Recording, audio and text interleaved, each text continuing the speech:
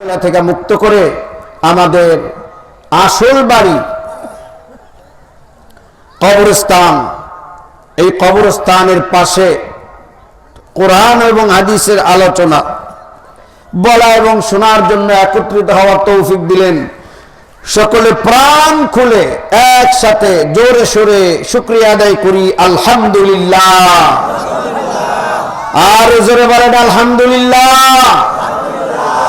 সম্মানিত ভাইরা, কোন রকমের ভূমিকায় না গিয়ে আসুন সরাসরি যে আয়াতে কারিমা তেলাওয়াত করলাম, একটি হাদিস তেলাওয়াত করেছি, এর উপরেই সংক্ষেপে কিছু আলোচনা করব ইনশাআল্লাহ।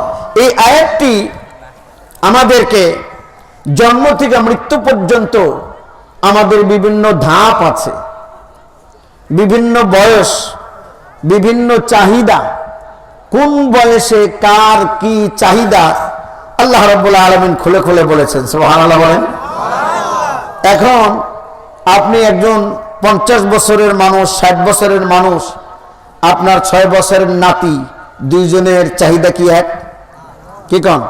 এই যে মেলা হয়েছে না, মেলার মধ্যে আপনিও আছেন, আপনার হাতে আপনার নাতিও আছে, দুইজনের চাহিদা কি এক? আপনি চাইবেন ভালো কি জিনিস আছে, টেকসই কি জিনিস নেওয়া যায়, কাজের কি জিনিস আছে, ওইটা খুঁজতেছেন। আর আপনার নাতি কি খুঁজতেছে?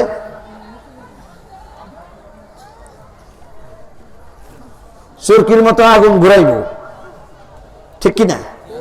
এরপরে খেলা, খেলনা, গাড়ি ইত্যাদির দিকে ওর মনোযোগ। আপনার মনোযোগ ওদিকে একটুও নাই, কিন্তু তার মনোযোগ 100%। আর আপনি যেটা কিনতে চাইতেছেন ওটা তার কাছে চায়ের আনার মূল্যও নাই। এই জন্য জীবনের বিভিন্ন স্তরে মানুষের চাহিদা কি, মানুষ কি চায়, এ বিষয়ের উপরে সংক্ষেপে আমি আলোচনা করব সরাসরি আল্লাহর কোরআন থেকে। শুনতে রাজি আছেন ইনশাআল্লাহ? আল্লাহ কবুল করুন, বলেন আমিন। কিচ্ছা কাহিনী অনেক আমরা করেছি, কিন্তু কোরআন থেকে সরাসরি একটি আয়াতের আলোচনা 1 ঘন্টা 2 ঘন্টা কিচ্ছা কাহিনীর চেয়ে অনেক দামি, ঠিক না? কোরআন হচ্ছে এমন একটি জিনিস, এটি এক একটা আয়াত, এক একটা রিভিলেশন। কোরআনের আলোচনা এখানে হবে আর আপনারা চিন্তা ফিকির না করে বাড়ি চলে যাবেন, এটা হতে পারে না। কোরআন আপনাকে ভাবতে বাধ্য করবে, কোরআন আপনার মস্তিষ্কের মধ্যে আঘাত করবে, আপনার ব্রেনের মধ্যে নক করবে, ব্রেনটা খোলার চেষ্টা করবে। এটি হচ্ছে কোরআনের কাজ। এই জন্য আল্লাহ বলছেন কোরআন হচ্ছে চিন্তাশীলদের জন্য। সুবহানাল্লাহ। তাফাক্কারু, তাদাব্বারু, গবেষণা করো, চিন্তা করো এই কোরআন নিয়ে। আপনি কি কল্পনা করতে পারেন এক একটা আয়াত কোরআনের নাজিল হতো, সাথে সাথে পুকুরের মধ্যে যদি কোনো জিনিস পড়ে একটা ঢেউ তৈরি হয়, হয় না? যেখানে পড়লো সেখান থেকে চতুর্দিকে আস্তে আস্তে ঢেউটা পার পর্যন্ত চলে যায়।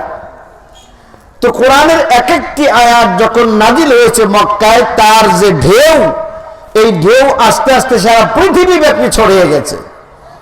এক একটা আয়াত যখন নাজিল হতো, মুমিনেরা নতুন করে শক্তি সঞ্চয় করত, আর কাফেরেরা আরো ব্যতিব্যস্ত, আরো পেরেশানি, আরো পাগল হয়ে যেত। সেই কোরআন আমরা তেলাওয়াত করি, কিন্তু আমরা মুর্দা লাশের মতো হয়ে গেছি। আমাদের ভেতরে কোনো নাড়াচাড়া দেয় না, আমাদের মস্তিষ্ক এটা নিয়ে চিন্তাও করতে চায় না। আস্তে করে বাড়ি গেলাম, ঘুমিয়ে গেলাম, সকাল থেকে উঠলাম, গতকালও যেমন ছিলাম আজও তেমনই রয়ে গেলাম। তাহলে এই কোরআন আমাদের জীবনে কি পরিবর্তন করলো? কোরআন তো এসেছেই পরিবর্তন করার জন্য। অন্ধকারাচ্ছন্ন মানব মণ্ডলীকে অন্ধকার সমূহ থেকে আলোর দিকে নেওয়ার জন্য কোরআনকে প্রেরণ করা হয়েছে, নাজিল করা হয়েছে। অতএব আসুন আমরা কোরআনকে বুঝবো কোরআনের বুঝ অনুসারে। একটা কথা খেয়াল করতে হবে, আপনার বুদ্ধিমতো কোরআন বুঝবেন তা না। কোরআন যদি বুঝতে চান, কোরআন যা বুঝাতে চায় তাই বুঝতে হবে। আপনার মাথার আগে যা চিন্তা ভাবনা সব ডিলিট করে দিতে হবে। কোন চিন্তা ভাবনা সামনে নিয়ে কোরআন পড়লে কাজ হবে না।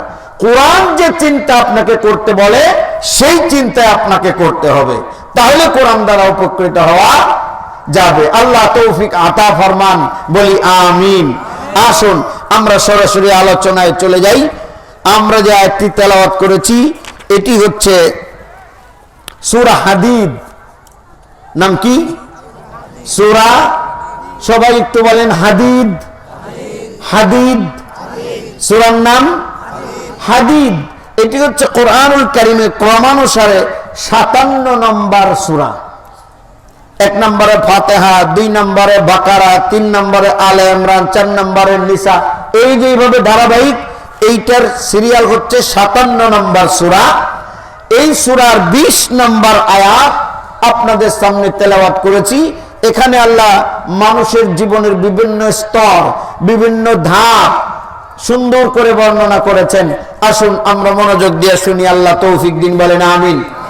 প্রাথমিক দিক দিয়ে যদিও খুব একটা বেরস বেরস মনে হবে, কিন্তু শেষের দিক দিয়ে গুরুত্বপূর্ণ কথা আছে।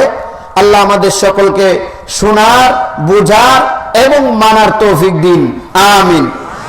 আল্লাহ রাব্বুল আলামিন বলেন, ইয়ালামু আন্নামাল হায়াতুদ দুনিয়া লাইবুন ওয়া লাহু ওয়া যিনাতুন ওয়া তাফাখুরুন বাইনাকুম ওয়া তাকাসুরুন ফিল আমওয়ালি ওয়াল আওলাদ।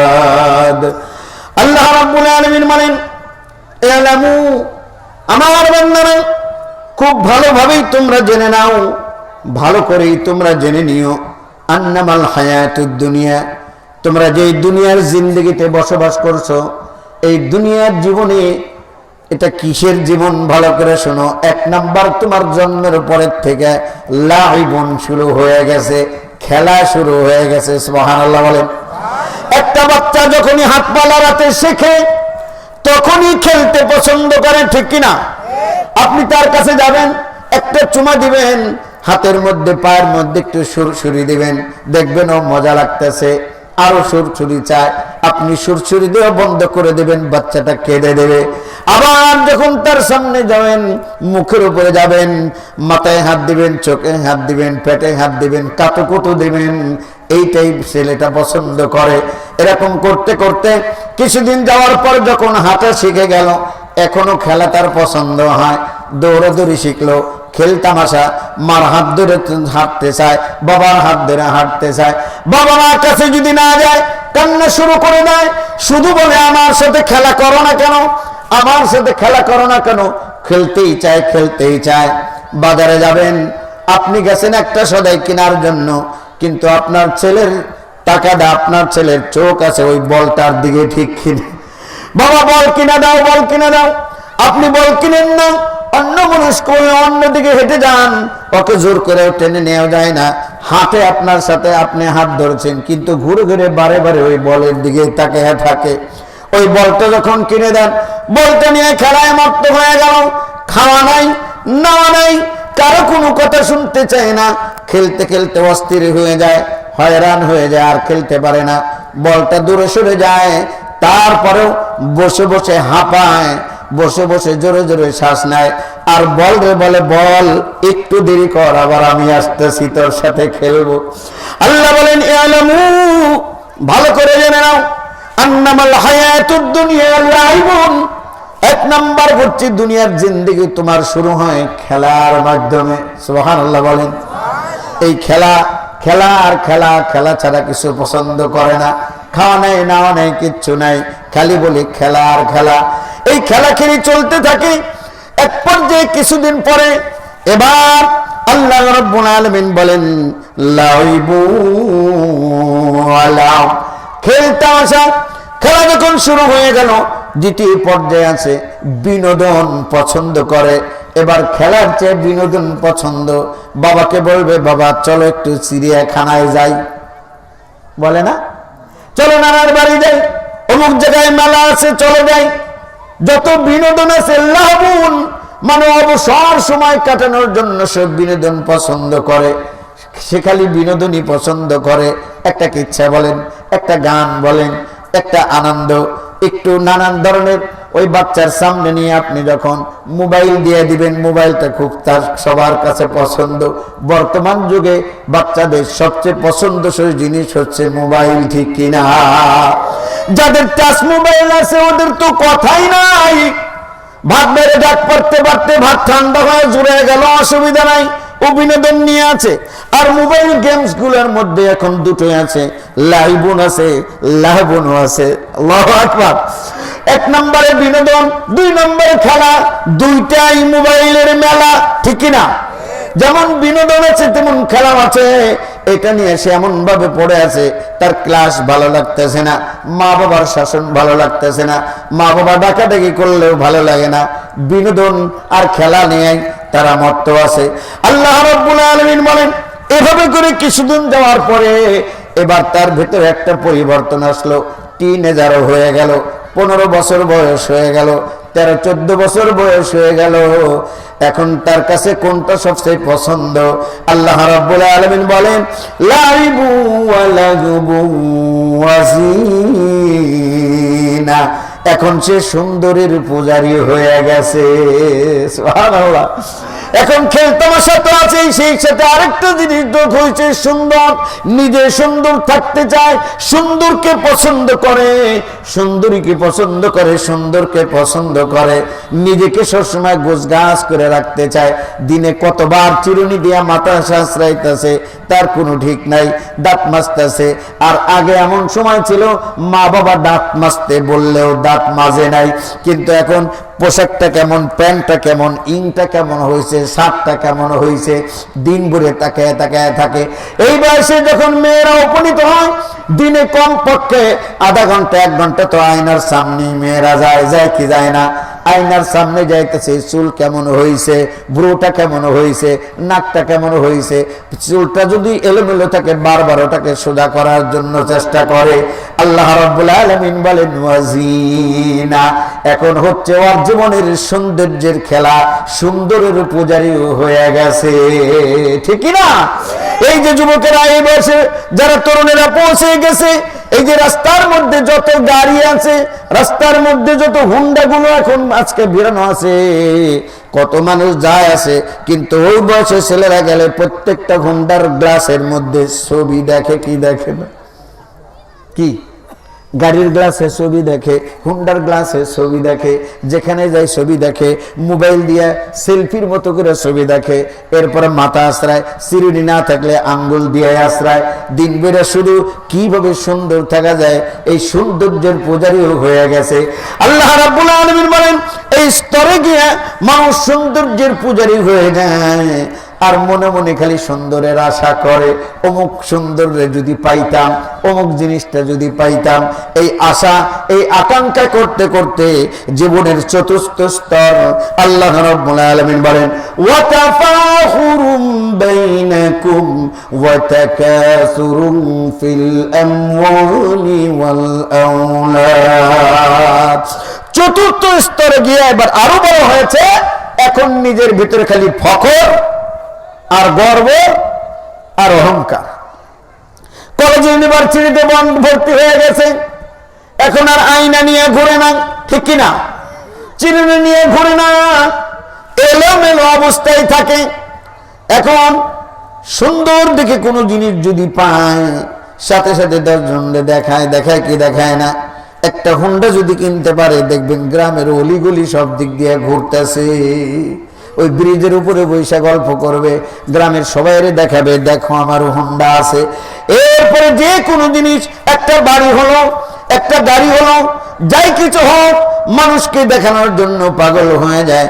গল্প গুজব, আপনি রাস্তা দিয়ে হাইটা যাইতেছেন, যুবক একটা এখানে দাঁড়ানো আছে, বাবারে মাহফিল কোন দিকে জিজ্ঞেস করেন, বলে মাহফিল তো অমুক দিকে, আমি জাহাঙ্গীরনগরে চান্স পাইছি। মাহফিলের দিকে আমি ঢাকা ভার্সিটিতে চান্স পেয়েছি এবার, মানে ফখর, জীবনের অ্যাচিভ, জীবনের অর্জনগুলো মানুষকে খালি বলে বেড়াতে চায়। কোন জায়গায় চাকরি হয়েছে, ভালো একটা ফ্যাক্টরিতে চাকরি হয়েছে, ওখানে চাকরি হওয়ার পর সুন্দর একটা ব্যাজ ওর গলায় ঝুলিয়ে দিয়েছে। এটার নিয়ম হলো, যতক্ষণ তুমি এই অফিসে চাকরি করবে তোমার গলায় এই ব্যাজটা ঝুলানো থাকতে হবে। কিন্তু অফিস থেকে বের হওয়ার পরে ওই ব্যাস খুলে না, ব্যাস লাগে বাড়ি পর্যন্ত দৌড় দিতেছে, দেখাতে চাই দেখো আমি অমুক কোম্পানিতে চাকরি পেয়েছি, এই যে আমার কাম গলার মধ্যে ঝুলতেছে। এই বয়সটাই হচ্ছে শুধু তাফাখুর, অহংকার করা, গর্ব করা, আমার এইটা আছে, আমার সেইটা আছে। আমার বাবা সুন্দর একটা গাড়ি কিনছে, আমার বাবা সুন্দর একটা গাড়ি কিনছে, দেখো আমার বাবা অমুক জায়গায় একটা জায়গা কিনছে, আমার বাবা অমুক জায়গায় একটা শহরের মধ্যে বিল্ডিং করছে। খালি তাফাখুর তাফাখুর ওয়া তাকাসুরুন ফিল আমওয়ালি ওয়াল আওলাদ। এরপরে পঞ্চম পর্যায়ে যা হলো, সে অধিক হারে মাল কামাই করতে চায়, টাকা পয়সা অর্জন করতে চায়। এবার চাকরি পেয়েছি, এবার সুন্দর দেখে একটা বাড়ি করতে হবে, শহরের কিনারে একটা বাড়ি করতে হবে, তার জন্য আমার অনেক টাকার প্রয়োজন, অনেক পয়সার প্রয়োজন। ফিল আমওয়ালি ওয়াল আওলাদ, টাকা করি, ধন সম্পত্তি, ঘর বাড়ির জন্য মানুষ পাগল হয়ে যায়। যত বেশি বেশি টাকা করি অর্জন করতে পারে, ওয়াল আওলাদ, বেশি বেশি করে সন্তান সন্ততি অর্জন করতে পারে। সুবহানাল্লাহ। এখন অবশ্য এই শেষেরটা আমাদের দেশে আর নাই। আমরা ধন সম্পত্তি বেশি চাই, বাড়ি একটা করছি আর একটা চাই, কিন্তু আল্লাহ বলছে ওয়াল আওলাদ, সন্তানাদি বেশি চাই। এইটা আর বাংলাদেশে আছে নাকি? আছে? ছেলে হোক মেয়ে হোক, কয়টাই যথেষ্ট? কয়টাই যথেষ্ট? দুইটাই। এই সময়ে, এই বয়সে, বর্তমান যুগে তার যদি 5টা সন্তান আল্লাহ দেয়, ওরা যদি জিজ্ঞেস করে ভাই সন্তানাদি কয়জন, ও বলতে লজ্জা পাইব। লজ্জা পাইব না?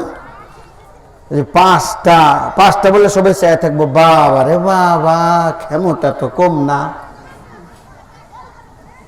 কি যদি কেউ এই সময় কয়, কোন বিয়ার অনুষ্ঠানে যে কোনো জায়গায় সন্তানাদি, ভাই আল্লাহ ছেলে পেলে কয়জন দিছে, ভাই 5 ছেলে 2 মেয়ে, এই কথা যদি এই বয়সে কেউ কয়, তার দিকে চায় থাকবো না সবাই, যে বাপের বেটারি, এখনো পর্যন্ত এরকম পুরুষ বাংলাদেশে আছে, 5 ছেলে 2 মেয়ে, বাবা রে বাবা, সবাই চায় থাকবো। আরেকজনের কাছে কখন চাস না, খবর কি 5 ছেলে 2 মেয়ে, তাকে দেখ, মানে এটা একটা চিড়িয়াখানার দশা হয়েছে, তার দিকে সবাই তাকিয়ে থাকবো। কিন্তু এক সময় এটাই ছিল, মাল যত বেশি, সন্তান যত বেশি, তত তার গর্ব ছিল। আপনারা আমরা বুঝি না, এখনো এটা গর্বের বিষয়। এখনো কিসের বিষয়? এখনো গর্বের বিষয়, শক্তির বিষয়, সাহসের বিষয়। এই গ্রামে কারো যদি 5টা ছেলে থাকে, আর একজনের একটা ছেলে, সাহসকার বেশি? কোন আপনারাই কোন? 5 ছেলে আলার সাহস কম না, না বেশি? 1 ছেলে আলার সাহস বেশি না? কথাবার্তা হুশ করে কইস, কথাবার্তা হুশ করে কইস। কেউ যদি এরকম এখানে বৈশা, বাজারে যায়, চার দোকানের টেবিলে বৈশা কয় চাচাই চাইপা বসেন, আরেকজনকে ওই কথাবার্তা হুশ করে কইস, কারে কস চাইপা বসবে? 5টার বাপ। কয়টার বাপ? 5টার বাপ। বড়টার জন্য তো দিনে মাইজাটার দিনে দুপুরে হুয়ায়, বরাদ্দ পাও না, তখনকে চাচা মাফ চাই, বলবে দেবী নিয়েন না, বসেন, আপনি বসেন, আমি চাইতে যাই। কারণ কয়টা খুঁটা হইলো, স্তম্ভ হইলো 5টা, আর যার আছে একটা, ওর দিয়ে কেউ ডরায় নাকি? ও যদি কয় যে চাচা চাইবা বসেন, কয় আমি চাপন কে, তুমি চাপো, কয় কথাবার্তা হুশ করে কয়ো, কয় আমার ছেলেরে কিন্তু ডাকবো, কয় ওরা তো আগেই চাপ্পুর দিয়ে শুয়াই থুয়েছি, একটা ওরা আগেই শুয়াইছি, তোমার পাশে খাড়ানোর মতো আর কেউ নাই। ইহুদিরা এখনো তাদের যত সন্তান হয়, ওই মহিলা তত বেশি ভাতা পায়। ইহুদিরা, খ্রিস্টানরাও একই অবস্থা। আর আমরা বাংলাদেশে মুসলমান কমানোর জন্য যত রকমের চেষ্টা তদবির, বাংলাদেশে যেখানে আল্লাহর উপর তাওয়াক্কুল করার কথা, ওরাই আজকে শিরকের মধ্যে নিমজ্জিত হয়ে গেছে। কারণ খ্রিস্টানরা বোঝাইছে যে তুমি হলো গরিব মানুষ, তোমার যদি সন্তান হয় 3টা, তুমি খাওয়াইবে কি? নিজেই পাও না, খাওয়াইবে কি? তখন ওই লোক চিন্তা করে, সত্যিই তো, আমি খাওয়ামু কি? এবার আমার সাথে বলেন খাওয়ানোর মালিক কে? হইল উত্তর হইল সিদ্দিক হুজুরের ওয়াজে কি এরকম উত্তর নাকি? হে রসই এই মনে পড়ছে, মাশাআল্লাহ, খাওয়ানোর মালিক আল্লাহ। তুমি না, আমি না, এই যে চেয়ারম্যান না, এমপিও না, প্রধানমন্ত্রীও না, কেউ খাওয়াতে পারে না। খাওয়ানোর মালিক কে? আল্লাহ। রসই দিন লাগবে, আর কেউ, কোন নেতা ফেতা কেউ খাওয়াইতে পারে না। আল্লাহ রাব্বুল আলামিন বলেন ওয়া মা তাদরি নাফসুম মাযা তাকসিবু গাদা ওয়া মা তাদরি নাফসুম বিআইয়ি আরদিন তামুত ইন্নাল্লাহা আলীমুন খাবীর।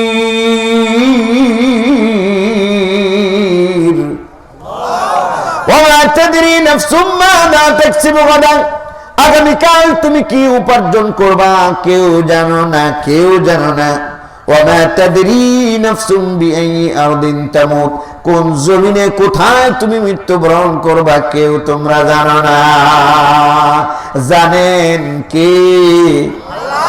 জোরে বলেন কে? আল্লাহ জানে, আর কেউ জানে?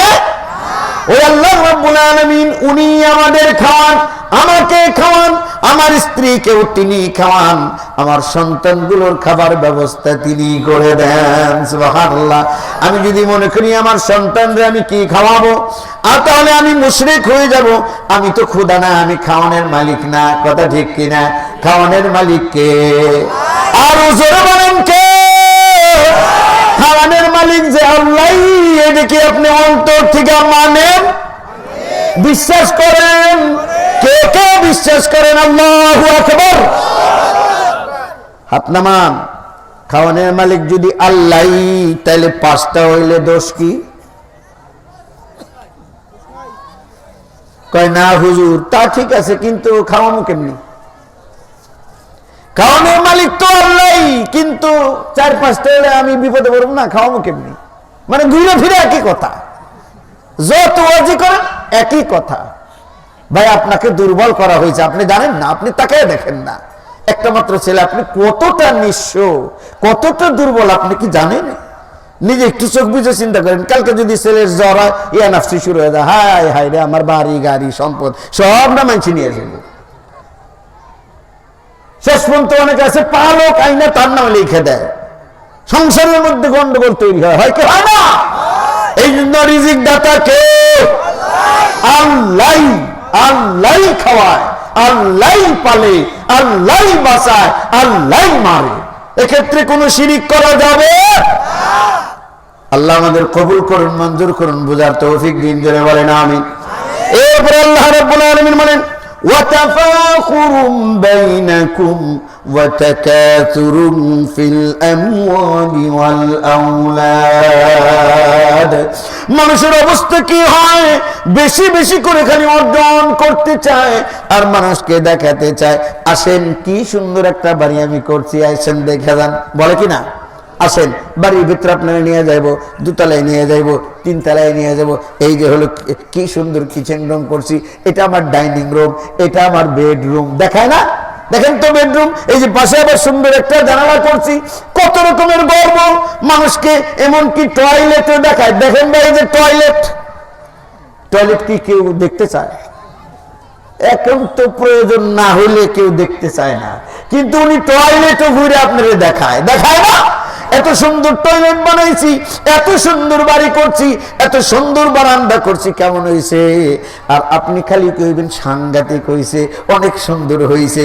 যত কইবেন উনি তত আর এক রুমে নিয়ে যাইব, ঠিক কিনা?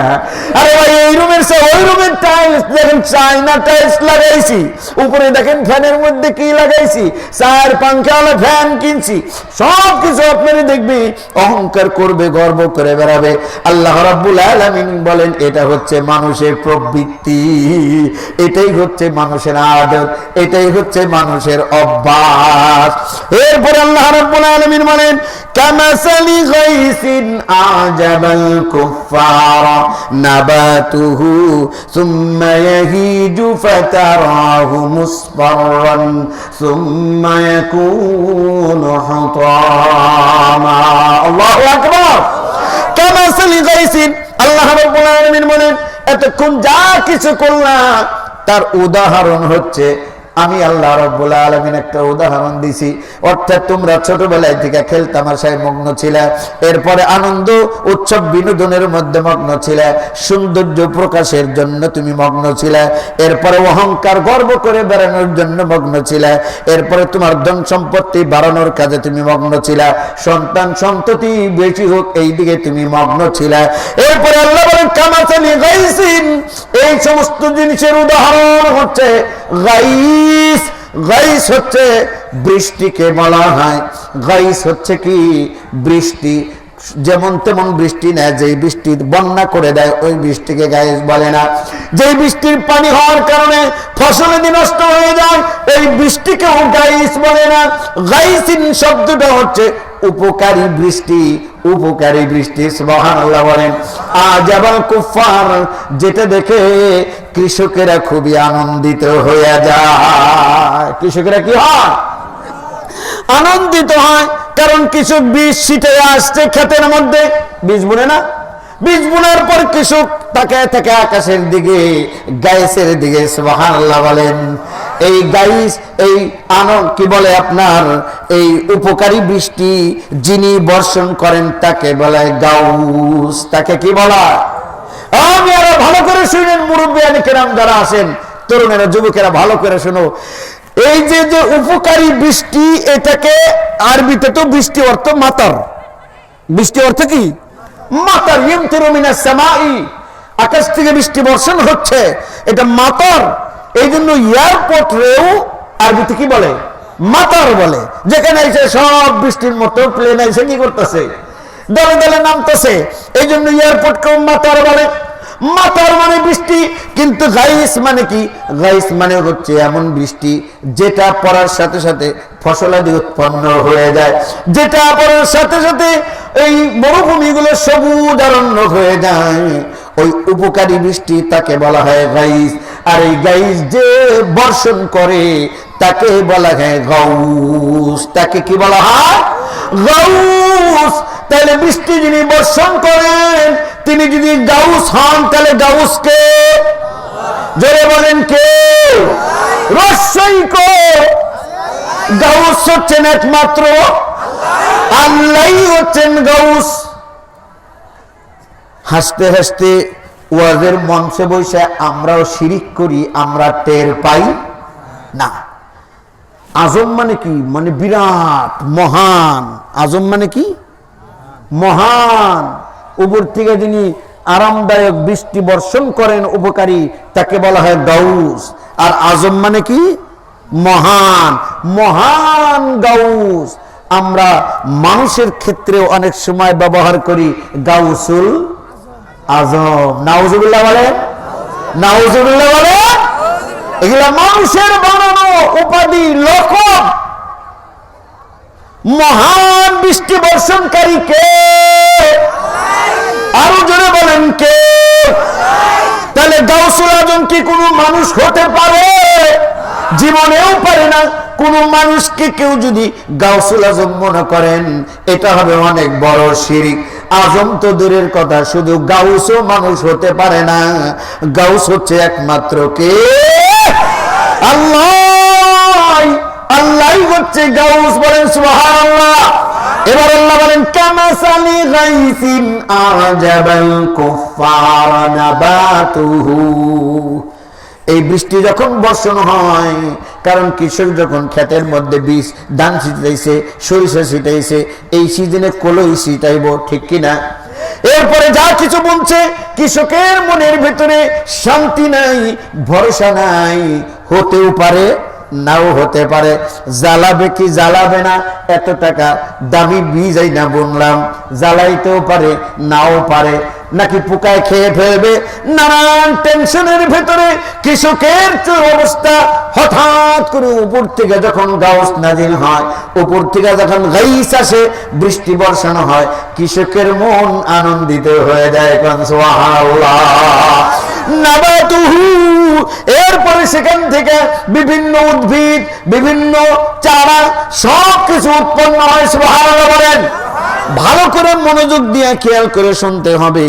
এরপরে আল্লাহ রাব্বুল আলামিন বলেন সুম্মা ইয়াহিজু, এরপরে কি হয়, ফল ফলাদি দিয়া সব পরিপূর্ণ হয়ে যায়। ফাতারাহু মুসফাররান সুম্মা ইয়াকুনু হুতামা, এরপরে তোমরা দেখতে পাও হলুদ বর্ণ ধারণ করছে, এরপরে সেগুলো খড়কোটা খ্যার হয়ে যায়, এরপরে ওগুলার আর কোনো দাম থাকে না, ভুসি হয়ে যায়, আবার পচে গিয়ে সার হয়ে যায়। ঠিক কিনা? এখানে খেয়াল করার মতো কথা, আল্লাহ রাব্বুল আলামিন উদাহরণ দিলেন, উপর থেকে বৃষ্টি পড়ে, কৃষক খুশি হয়ে যায়, এরপরে ধানগুলো পেকে যায়, পেকে যাওয়ার পরে সেটা কাটতে হবে না, আর এই কাটার কাজটা করতে হবে হলুদ হয়ে যাওয়ার আগে, পরে না। হলুদ হয়ে গেলে, ধান যদি হলুদ হয়ে খের হয়ে যায়, তখন কাটতে গেলে পরে যাবো না। হলুদ হওয়ার আগে সবুজ সবুজ থাকতে থাকতেই, সবুজ আছে পুরোপুরি হলুদ হয় নাই, ওই মুহূর্তে কাটতে হয়। শুধু ধান না, যত ফল ফলাদি আছে দেখবেন যে যেগুলা হলুদ হয়ে যায়, এই যে কলা কাটে কোন সময়, কাঁচা কাঁচা অবস্থায়, কারণ যদি হলুদ হয়ে যাওয়ার পরে কাটে, তাই তো পাইকেই গেছে, নষ্ট হয়ে যাইব, লাস্টিং করবে না। এই জন্য আল্লাহ রাব্বুল আলামিন মাঝখানে কাটার যে সময়টা, কৃষক খুশি হয়ে কেটে ঘরে নিয়ে আসবে, এই কথাটা এখানে তিনি বলেন নাই, ফট করে চলে গেছেন। ফাতারাহু মুসফাররা, আল্লাহু আকবার, ফাতারাহু মুসফাররা, এরপরে তোমরা দেখতে পেলে হলুদ হয়ে গেল, তার মানে তোমার ঘরে তুমি ফসল তুলতে পারলা।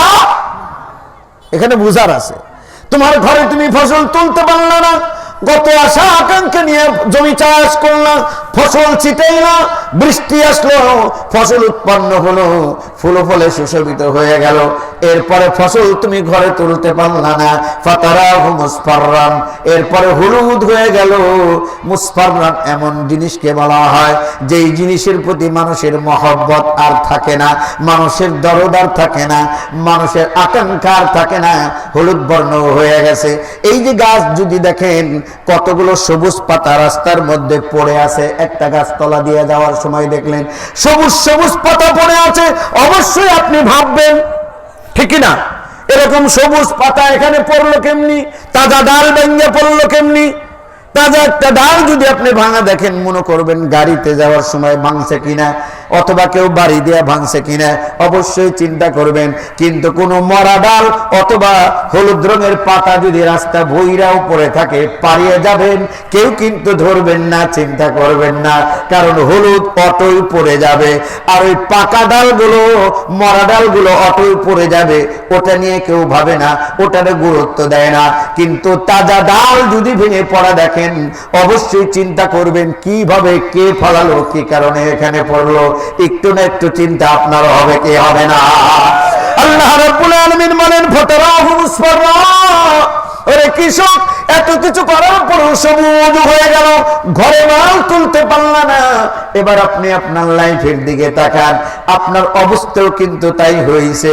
আপনি খেলনা একটা কেনার জন্য ছোট্ট শিশু পাগল হয়ে গেছে, মাসের পর মাস, গরিব মানুষ মা বাবা মাসের পর মাস বলতেছে আমারে ট্রাক কিনা দাও, ভেকু কিনা দাও। কয় কি কয় না? ভেকু চিনেন, ট্রাক চিনেন? চাইল্ড সাইকোলজি একটা কথা আছে, শিশু মনোবিজ্ঞান, এগুলো নিয়ে আমরা খুব একটা ভাবি না। আপনার ছেলের 5 বছর, এই বয়সে আপনার ছেলে কি পছন্দ করে, এটা নিয়ে গবেষণা করতে করতে করতে করতে বিশ্বের মধ্যে 1 নম্বরে পৌঁছে গেছে চীন। চীন 1 নম্বরে পৌঁছে গেছে। আপনার ছেলের চাহিদা অনুযায়ী ও কালকে দেখবেন যে নতুন নতুন লক্ষ লক্ষ ট্রাক বানিয়ে বাংলাদেশে সাপ্লাই দিছে। কারণ আপনার ছেলে এখন কি করব, ওই ট্রাক দিয়ে খেলা করব। এরপরে বেকু বানাইছে, বেকু নাই, পিছি পিছি বেকু দেখেন নাই? ওরে বাবা, পোলাপান পাগল, দিন দেখলে ওই নিয়ে মাটি ভরতেছে, মাটি ফালাইতেছে, পুকুর কাটতেছে, এতটুকু একটা বেকু দিয়ে। ওই আপনার চীনে বসে বসে আপনার ছেলের চাহিদা ওরা টের পাইছে যে ওরে এইটা দিলেও খুব খাইবো। এরপরে ভেকু শেষ, কিছুদিন পরে আবার দেখলো না এই ঠেলা ধাক্কায় কতকাল চলবো, পোলাপান যদি একটু আরামে চলাইতে পারতো, একটা ব্যাটারি লাগাই দিলে কেমন হয়। ব্যাটারি লাগাই দিছে, এবার দেখেন শুধু চালাইতেছে আর ঘোরাইতেছে। এরপরে আবার রিমোট কন্ট্রোল হেলিকপ্টার বানিয়ে আপনার ছেলের জন্য চীন থেকে পাঠিয়ে দিছে বাংলাদেশে। আর আপনার ছেলে পাগল হয়ে গেছে, হেলিকপ্টার দাও, হেলিকপ্টার দাও, হেলিকপ্টার দাও। এখানে এসে বসে বসে রিমোট দিয়া এরপরে ঘোরাবে, হেলিকপ্টার উড়বে। ওর যে কি মজা রে ভাই! এই হেলিকপ্টার কেনার জন্য 1 বছর যাবত মার পাশে ঘানুর ঘানুর করতেছে, বাবার পাশে ঘানুর ঘানুর করতেছে। কথা ঠিক কিনা? এইরকম চিৎকার চেঁচামেচি করতে করতে হেলিকপ্টার একটা দিয়েছেন। হেলিকপ্টার নিয়ে মানে বাজার যায় কিনছেন, কেনার পরে কইছেন খবরদার বাড়ি যাওয়ার আগে কিন্তু খুলবি না। প্যাকেটের মধ্যে ভরা না, প্যাকেটটা আবার একটা পলিথিনের ব্যাগের মধ্যে দিয়ে হাতে ধরাই দিছে, বাড়ি যাওয়ার আগে কিন্তু খুলবা না। দেখবেন আপনার পোলা কিছু দূরে সেই আস্তে করে ভিতর দিকে কি আছে, কি এই খবরদার তোমার না কিছু বাড়ি যায় খুলবা, আবার থুয়ে দেয়। কিছুক্ষণ পরে আবার উকি দিতেছে হেলিকপ্টার আছে কি নাই। কেমন হেলিকপ্টার ওই বরে না জানি কেমন, ও মানে হাঁটতেছে, রিক্সায় বসে যাইতেছে আর খালি কল্পনা করতেছে কোন জায়গায় উড়াইবো, আবার কোন জায়গায় বাড়ি খেয়ে পড়ে যেতে পারে। সব কল্পনা আর আগেই হয়ে যাচ্ছে। এত আকাঙ্ক্ষা, এত আকাঙ্ক্ষা, এত আকাঙ্ক্ষা যে পারলে 10 রাকাত নামাজ মানত করে যে একটা হেলিকপ্টার যদি পাই, আল্লাহ তুই ব্যবস্থা করে দিস, আমি 4 রাকাত নফল পড়ুন। এরকম একটা আকাঙ্ক্ষা, এত আকাঙ্ক্ষা, এত শখ। এরপরে কিনে আনছেন, বাড়িতে আনার পর ওর সামনে দিছেন, সবকিছু খুইলে ফিটফাট কইরে ব্যাটারি লাগাইয়া রিমোট হাতে দিয়ে দিছেন সুইচ। এবার আস্তে করে ঘুরতে ঘুরতে হেলিকপ্টার উড়ে, উড়তে উড়তে এদিক দিয়ে সেদিক দিয়ে যায়, বাড়ির চতুর্দিক দিয়ে ঘুরে, ঘুরতে ঘুরতে ঘুরতে ঘুরতে ঘুরতে ঘুরতে মানে কিছুক্ষণ খেলার পর ব্যাটারি নাই, আবার নামাইছে, আবার ব্যাটারি আনছে, আবার একটা লাগাইছে। 3 দিন 4 দিন 5 দিন 6 দিন 7 দিন 8 দিন 9 দিন 10 দিন খেলার পর এবার 10 দিন পরে আপনি অফিস থেকে বাসায় এসেছেন, দেখেন যে হেলিকপ্টার উঠানে পড়ে আছে। হেলিকপ্টার কোথায় পড়ে রয়েছে? উঠানে, ঘরে নাই, পাংখা ভাঙ্গা, চাক্কা নাই। কিরে ব্যাপার কি? এটা আমি কিনা দিছিলাম না তোমারে? হ্যাঁ বাবা এটাই দিছিলাম। এই না এটা খুব একটা ভালো না, কাম করবার চায় না। ওই যে প্লেনের কথা কইছিলাম না, ওইটা মনে হয় ভালো।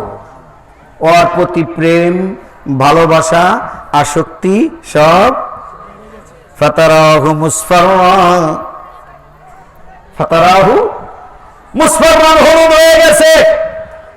শুধু ধান আর গাছ গাছালি হলুদ হয় না, ওই হেলিকপ্টারও কি হয়ে যায়, হলুদ হয়ে গেছে, আর ভালো লাগে না।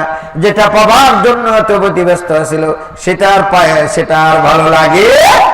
সুন্দর একজন জুতা কিনবো, বাবার কাছে অনেক দিন ধরে বায়না ধরছি, বাবা একজন কেটস কিনে দাও, একজন কেটস কিনে দাও। কত দাম? 2200 টাকা।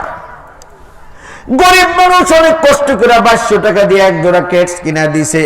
এবার ওই কেটসটা আনার পরে কি সুন্দর করে আস্তে করে খুইলে এরপরে পায়ে দেয়, দেওয়ার পরে মুছতেছে, ধুইতেছে, একটু ধুলা বালু পড়লেও ফু দেয়, নেকড়া দিয়ে বাড়ি দেয়, দেয় কি দেয় না। 1 দিন 2 দিন 3 দিন 4 দিন বাড়ি তাই না ধয়, পরিষ্কার করে আবার রোদ্রে শুকায়। এরপরে কিছুদিন যাওয়ার পর দেখেন আর ধয় না, আর পরিষ্কার করে না, ঠিক কিনা? এরপরে দেখেন এমন ভাবে পায়ে ঢুকাইছে, পেছনে টান্দার গোড়ালি উঠায় না, ভাস করে পড়াশোনা করছে, পা এমনি ঢুকাই দিছে, গোড়ালি টান দিয়ে উঠায় না। এরকম কিছুদিন যাওয়ার পর দেখবেন এবার আর ঘরে নাই না, বাইরে পইরা রইছে। ফাতারাহু মুসফাররা, আল্লাহ বলে তোর জুতাটাও হলুদ হয়ে গেছে, আগের মতো আর ভালো লাগে। আল্লাহর উদাহরণগুলো কি সুন্দর উদাহরণ। একটা গাড়ি কিনছেন, হুন্ডা, বাবারে বাবা, হুন্ডা কেনার জন্য পাগল যারা মধ্যবয়সী, মাঝ বয়সী, বাবারে পায়ে ধরে মাপছে কেউ হুন্ডা কিনো না।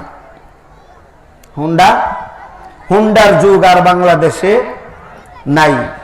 এটা একেবারে মোটর সাইকেল মানেই মরার সাইকেল। মোটর সাইকেল মানে কি? এই যে এই সপ্তাহে তো না রে সাদ্দাম না 2 দিন বিয়ে শাদী করেন, এত মেধাবী প্রত্যেকটা শিক্ষক, প্রত্যেকটা মুরব্বী, প্রত্যেকটা ওর ক্লাসমেট, ওর ছোট ওর বড়, সবাই আফসোস আর আফসোস আর আফসোস। হুন্ডা এমন একটা জিনিস, 3 জন শুদ্ধ একসাথে টাকের তলে চলে যাচ্ছে। তো হুন্ডা যেমন আরাম তেমন আবার বেরাম। হুন্ডা একটা কিনছে, দেখবেন নতুন করে, দেখুন নতুন হুন্ডা নিয়ে আসছে বাড়িতে, খালি মুছতাছে আর ডলতাছে, ঠিক কিনা? এরপরে ঘরের ভিতরে ঢুকাইছে, ঢুকানোর পরে ঘরে তালা দিছে, দরজা লাগানোর পরে আবার শাটার লাগাইছে, এরপরে শাটার লাগানোর পর এই গেটি লক করছে চাবি দিয়ে, এরপরে সামনের চাক্কার সাথে চাবি তালা লাগাইছে, পিছনের চাক্কা ঘরের খুঁটার সাথে বাঁধছে, কথা ঠিক কিনা? সামনে তালা, পিছনে তালা, গেটি তালা। এরপরেও ঘরে শুয়ে রাত্রে হঠাৎ করে ঘুম ভাঙলেই টর্চলাইট মারে, না আছে, কথা ঠিক কিনা? আরে আছে, এখনো কেউ নাই। এরকম করে সকালবেলা বেরিয়ে যায়, একটু ধুলা একটু কাদা দেখলে কাদার মধ্যে নামা যাবে না, এখানে কাদা, টায়ারের মধ্যে কাদা লাগবে, আর একটু কাদা যদি লেগেও যায় তাড়াতাড়ি করে ঘরে ঢোকানোর আগে আবার মোছে, আবার পরিষ্কার করে। জীবনের বিরাট একটা স্বাদ ছিল, সেই স্বাদ হুন্ডা দ্বারা তার পূরণ হয়েছে। এত খুশি, ওই হুন্ডাটা কেনার পর গ্রামের প্রত্যেকটা গলি দিয়ে ঘুরতেছে, সবাই দেখাইতেছে, দেখ রে ভাই আমার জীবনের শখ পূরণ হয়ে গেছে, আমি একটা হুন্ডা কিনছি। এত চকচকা করে, এত পরিষ্কার পরিচ্ছন্ন রাখে। কিন্তু 1 দিন 2 দিন 3 দিন, 1 সপ্তাহ 15 দিন, 1 মাস দেওয়ার পর দেখা যায় টায়ারের মধ্যে ধুলা পড়ছে আর ধুলা মুছে পরিষ্কার করে না। এখন আবার ঘরে নেয় না, ঘরে নিলেও 3 তালা লাগায় না, খালি গেটি লাগায়। অনেক সময় গেটিও লাগায় না, ঘরে রাখছি, তার আবার কি হইব কিছু হবে না। দিন যত যাইতেছে ওর প্রতি আকর্ষণ কমতেছে, অথচ এই হুন্ডাটার জন্য সারা জীবন আকাঙ্ক্ষা, সারা জীবন আশা নিয়ে এত বড় হয়েছে, ঠিক কিনা? এরপরে কিছুদিন পরে দেখা যায় এবার উঠানে বারান্দার মধ্যে রাখছে, বারান্দা থেকে এবার উঠানের মধ্যে নামায় দিছে। এ হচ্ছে আল্লাহ রাব্বুল আলামিন বলেন, ফাতারাহু মুসফাররা, তোমার এই গাছ, তোমার এই ফসলাদি শুধু হলুদ হয় না, তোমার হুন্ডা এক সময় হলুদ হয়ে যায়। শুধু হুন্ডা কেন রে ভাই, মাঝে মাঝে তো বউ হলুদ হয়। বউ কি হয় তুমি বুঝলা কেমনি? বিয়ে করছো দি করছে, পরিষ্কার ভাব বোঝা যায়। বউ হলুদ হয়। আপনি যেদিন পয়লা দিন বিয়ে করছেন, প্রথম দিন বরে দেখার জন্য আশা কেমন ছিল, আকাঙ্ক্ষাটা কেমন ছিল? ইস কেমনি যে দেখুম, কেমনি ঘুমটাটা খুলবো, দেখার জন্য পাগল হয়ে গেছে, ঠিক কিনা? মানে যুগ যুগ ধরে যেন তার দেখার দর্শনের জন্যই পাগল। কি যে সুন্দরী রে, জীবনে এরকম সুন্দরী কোনোদিন দেখে নাই। বোর দিকে তাকাইয়াই থাকে, তাকায়, আরে আলহামদুলিল্লাহ রে, আল্লাহ আমারে দান করছে তার নিয়ামত রে, কি খুশি, কি আনন্দ, কি ভালোবাসা। একেবারে সকালবেলা উঠে রান্নাঘরে ঢুকছে, ওই চাক্কু দিয়ে পেঁয়াজ মরিচ কাটতেছে, হঠাৎ করে করে একটা শব্দ হয়েছে। কি হলো? শব্দ হলো কিসের?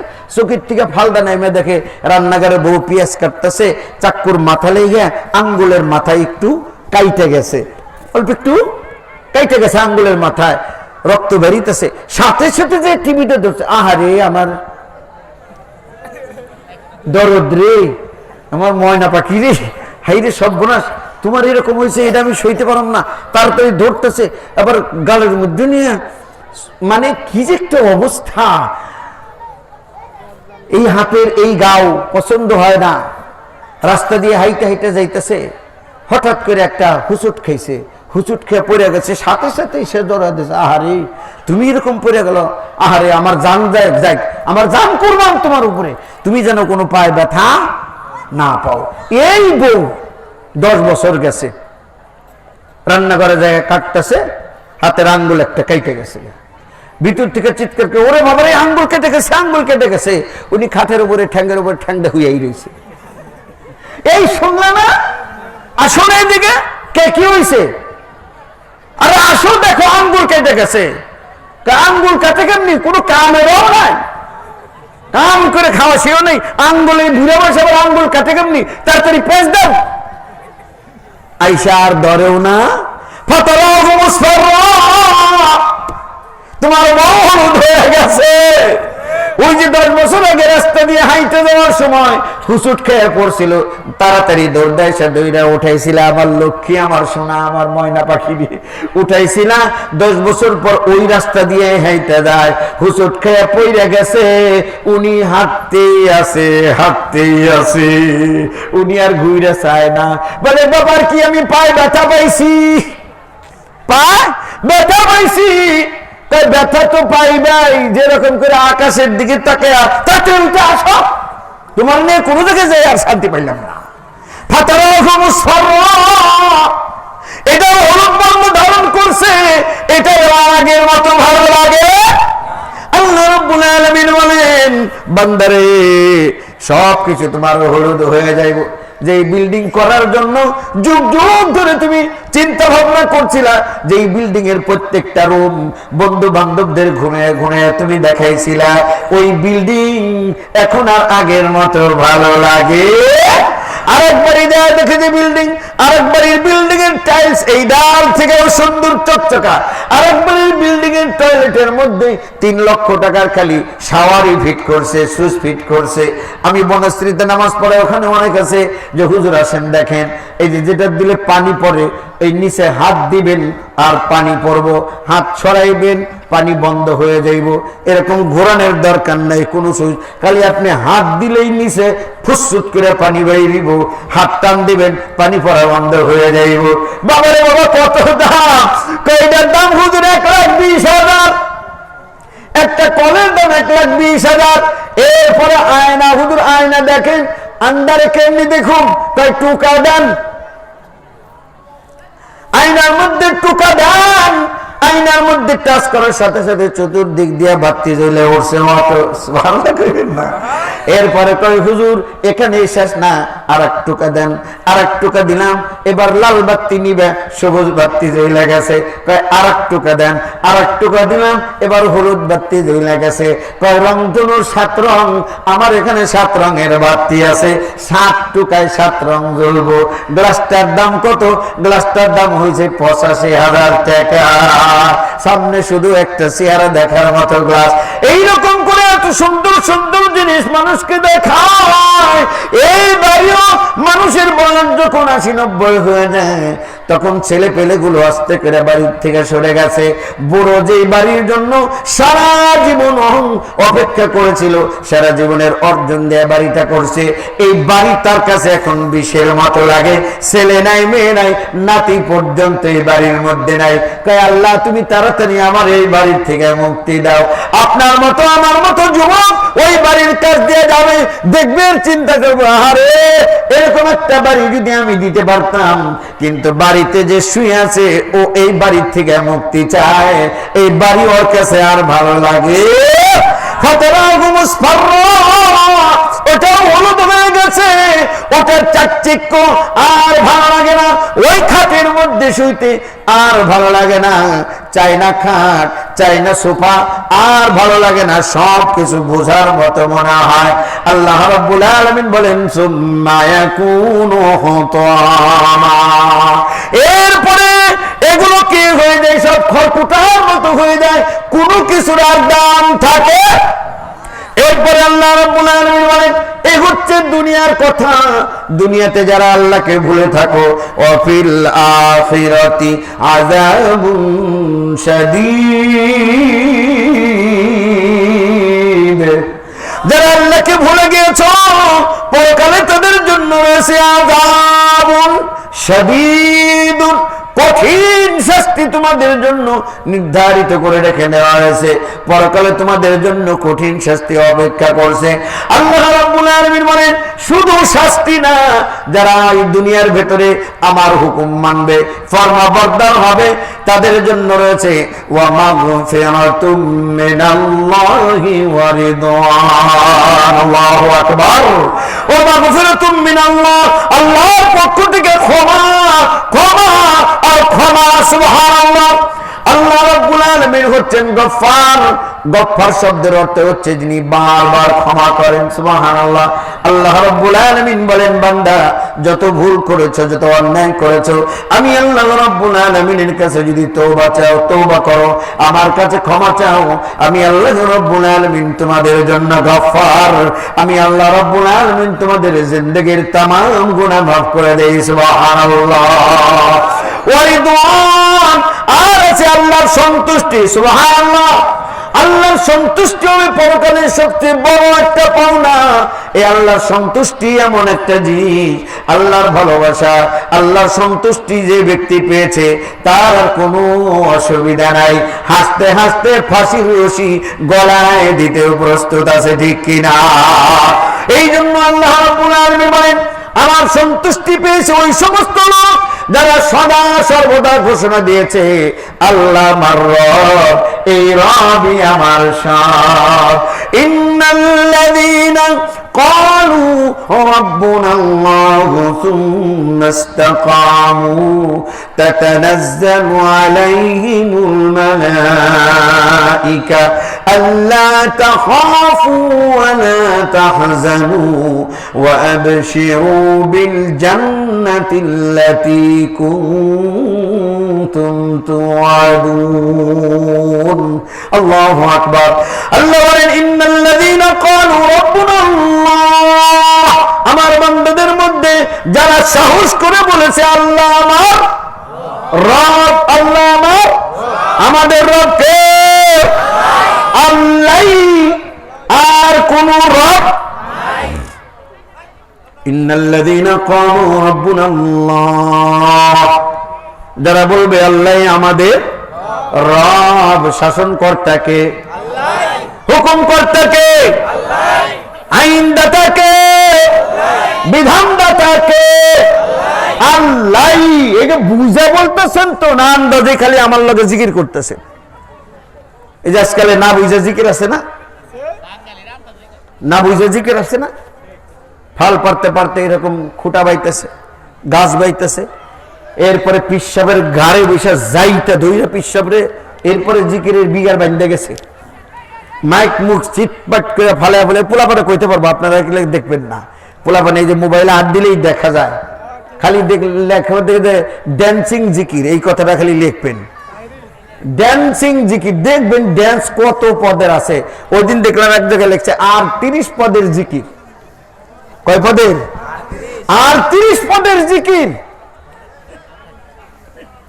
জিকির চলছে, পিসাবের ঘাড়ে উঠে যাচ্ছে, একজন এক ভাই আর এক ভাইয়ের ঘাড়ে লাফ দিয়ে উঠে, এরপরে সামনের দিকে চলে আসতেছে, লুঙ্গি কই গেল খবর নাই, উনি দৌড়ের উপরে আছে, উনি ওনাকে আশেক এসকে পাইছে ওনারে, নাউযুবিল্লাহ।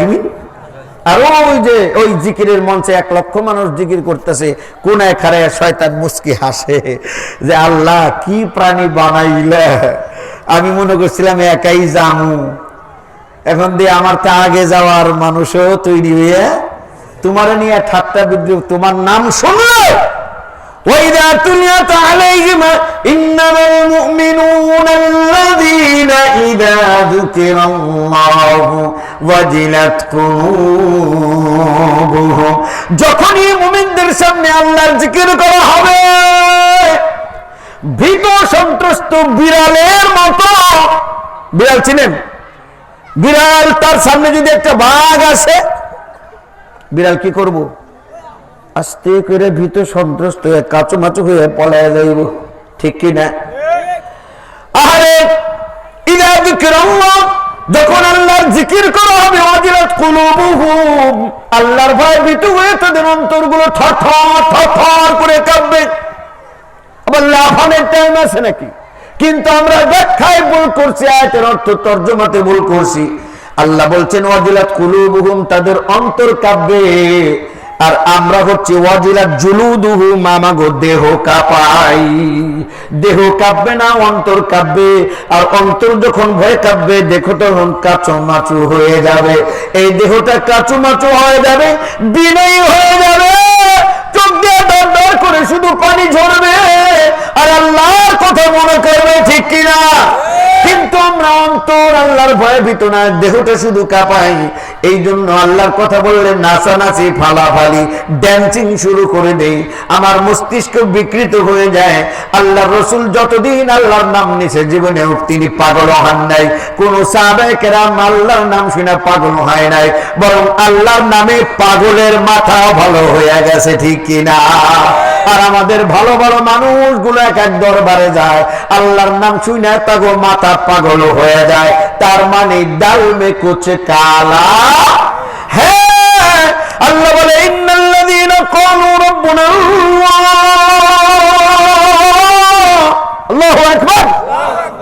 ওই সমস্ত লোক যারা বলে আল্লাহই আমাদের রব, এই কথা বলার পরে মুখে শুধু বলে না, সুম্মাস্তাকামু, ইস্তিকামত মজবুতির সাথে দাঁড়াইয়া যায়। যত বিপদ আসুক, যত বাধা আসুক, যত যা আসুক, আমি বলেছি আল্লাহর আইন ছাড়া কারো আইন মানবো না। আল্লাহর আইন ছাড়া কারো আইনে শান্তি দিতে পারে না। গোটা বিশ্বে যত মতবাদ আছে, যত ইজম আছে, এইসব ইজম তৈরি করেছে সব মানুষ, কিন্তু ইসলাম এমন একটা ইজম, এমন একটা মতবাদ, এটার স্রষ্টা হচ্ছেন স্বয়ং আল্লাহ।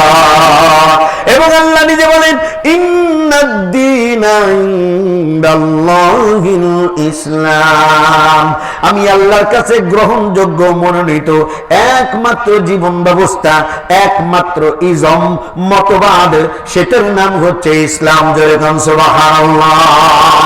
আল্লাহ বলেন আল-ইয়াউমা আকমালতু লাকুম দীনাকুম ওয়া আতমামতু আলাইকুম নি'মাতি ওয়া রাদিতু লাকুমুল ইসলাম দীনা।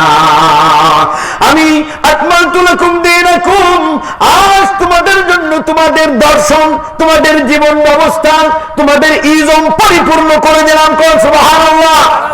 অতএব ইসলাম হচ্ছে মুকাম্মিল নিজামে হায়াত, ইসলাম হচ্ছে পরিপূর্ণ জীবন ব্যবস্থা। জীবনের কোন একটা দিক এবং বিভাগ নাই যে দিক এবং বিভাগে চলার জন্য সুস্পষ্ট দিক নির্দেশনা ইসলাম আপনাকে দেয় নাই। জোরে বলেন সুবহানাল্লাহ। অতএব ইসলাম পেয়ে আপনারা খুশি? ইসলাম পেয়ে খুশি? কে কে খুশি? আল্লাহু আকবার। ইসলাম ছাড়া অন্য কিছু, ইসলাম ছাড়া অন্য কিছু, মাশাআল্লাহ, আল্লাহ কবুল করুন। অন্তর থেকে এটা বলতে হবে যে ইসলাম ছাড়া অন্য কোন মতবাদ আমি মানি না। আর এই কথা যখনই আপনি বলবেন ইন্নাল্লাযীনা ক্বালু রাব্বুনা আল্লাহ, আল্লাহ আমাদের রব, আল্লাহর দেওয়া মতবাদের পেছনে আমি সময় দেব, শ্রম দেব, জান দেব, মাল দেব, ঠিক কিনা? দুনিয়ার মানুষের মন মস্তিষ্ক প্রসূত জ্ঞান দ্বারা তৈরি কোন ইজম, কোন মতবাদ, কোন মতাদর্শের জন্য এক সেকেন্ড সময় ব্যয় করা মুসলমানদের জন্য জায়েজ। এটা তো শিরক, এটা হচ্ছে সবচেয়ে বড় শিরক।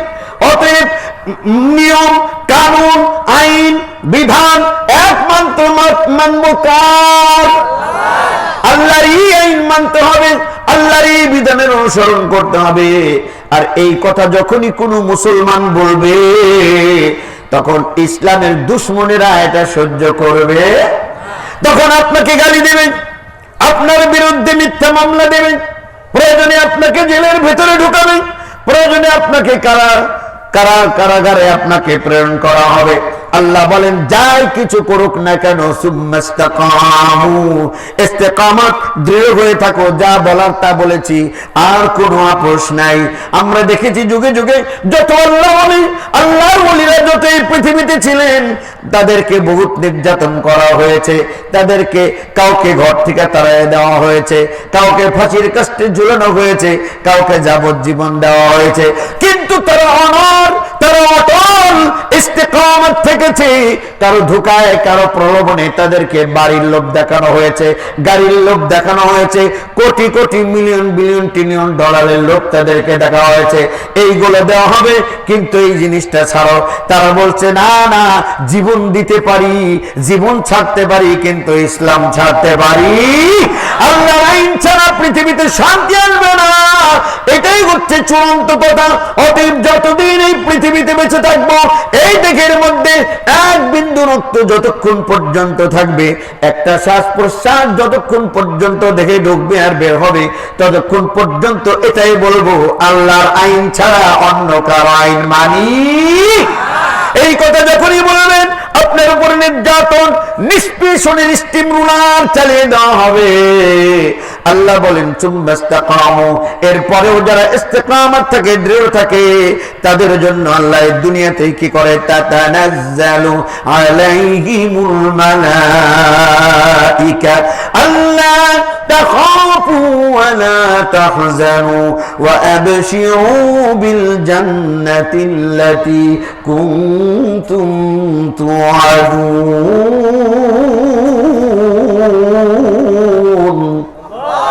আল্লাহ রাব্বুল আলামিন বলেন তাতানাজ্জালু আলাইহিমুল মালাইকা, তাদের উপরে যখন নির্যাতন করা হয়, নিপীড়ন করা হয়, নিষ্পেষণ করা হয়, আল্লাহ রাব্বুল আলামিন তার রহমতের ফেরেশতা তাদের উপরে নাযিল করেন। জোরে কান সুবহানাল্লাহ।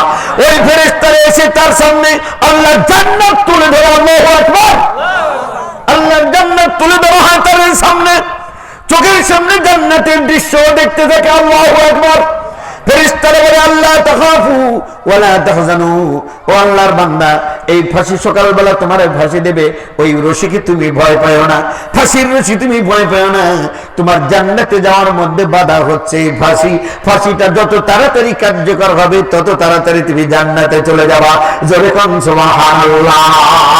বিশ্বের ইতিহাস সাক্ষী, যারা ইসলামের পথে নাই, ফাঁসির আদেশ শোনার সাথে সাথে কান্দা গাইদা অস্থির, গড়াগড়ি যায়, কথা ঠিক কিনা? সবাই চিৎকার করতে থাকে, পাগলের মতো আচরণ করতে থাকে। যারা ফাঁসির ছেলে আসামিগুলো নিয়ে যায়, তারা যাদের টেনে শেষে এরপরে কত কষ্ট করে নিতে হয়, পাগলের মতো লাথি করে, গালাগালি করতে থাকে। কিন্তু যারা ইসলামের পথে, সঠিক কোরআনের পথে আছে, 1 ঘন্টা পরে তার ফাঁসি, এই মুহূর্তে তার সামনে খাবার, বিসমিল্লাহ, সুন্দর করে খাবার খেয়ে নেয়। সুবহানাল্লাহ। বলেন কেমন ভরসা করেছে, ফাঁসির মঞ্চে চলে যায়, বলে তাড়াতাড়ি চলেন, যাই সময় হয়ে গেছে। কয় তাড়াতাড়ি চলো, আমিও তাড়াতাড়ি যেতে চাই। কি আশায়, কিসের জন্য এটা পারে? আল্লাহ কোরআনে বলে দিয়েছেন তাতানাজ্জালু আলাইহিমুল মালাইকা। এই সময় আল্লাহ রাব্বুল আলামিন তাদের উপরে রহমতের ফেরেশতা নাজিল করেন।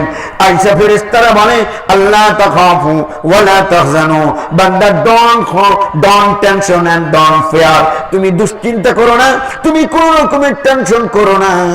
ওয়া আবশিরু বিল জান্নাতিল্লাতী কুনতুম তুআদুন, ওই জান্নাত যেটার ওয়াদা আল্লাহ রাব্বুল আলামিন করেছিলেন। তোমরা দুনিয়ায় চুরি করো নাই, ডাকাতি করো নাই, মন্ত্রী হয়েও 1 টাকার দুর্নীতি তোমরা করো নাই, কোন মানুষের হক নষ্ট করো নাই। আল্লাহ ওয়াদা করেছেন তোমাদেরকে জান্নাত দেবেন। কিতাবে এসেছে ফেরেশতারা জান্নাতের দৃশ্য চোখের সামনে ধরে। সুবহানাল্লাহ। বলেন আল্লাহ তোমাদের যে জান্নাত দেওয়ার ওয়াদা করেছে, ওই জান্নাতের এই জান্নাত তাড়াতাড়ি ইরজিআই ইলা রাব্বিকি রাদিয়াতাম মারদিয়া ফাদখুলি ফি ইবাদি ওয়াদখুলি জান্নাতি। আল্লাহু আকবার। ইরজিই ইলা রাব্বিক, তুমি তোমার রবের দিকে ফিরে আসো, রাদিয়াতাম মারদিয়া, সন্তুষ্ট চিত্তে আসো। তুমিও তোমার রবের প্রতি রাজি, তোমার রবও তোমার প্রতি রাজি হয়ে গেছে। ফাদখুলি ফি ইবাদি, অতএব আমার সত্যিকারের নিক্কার বান্দাদের দলে তুমি শামিল হয়ে যাও। ওয়াদখুলি জান্নাতি, আর আমার জান্নাতের ভেতরে বান্দাতে প্রবেশ কর। জোরে কোন সুবহানাল্লাহ। অতএব আমার এই বাংলার জমি, এই বাংলাদেশ, এখানে আল্লাহর আইন চালু হোক, আল্লাহর কোরআন দ্বারা বাংলাদেশ শাসন হোক, এটা কি আপনারা চান? মৃত্যু পর্যন্ত আল্লাহর কোরআনের পক্ষে চলতে কে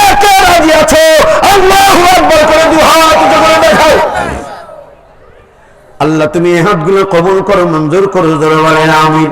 এই তরুণেরা, যুবকেরা, আমি আশ্চর্য হয়ে যাই, আমার তরুণদের, যুবকদের ধ্বংস করার জন্য এমন কোন পথ নাই যা তারা আবিষ্কার করে নাই, কিন্তু যখনই কোরআনের সংস্পর্শে আসে মরা ঈমান আবার জিন্দা হয়ে যায়।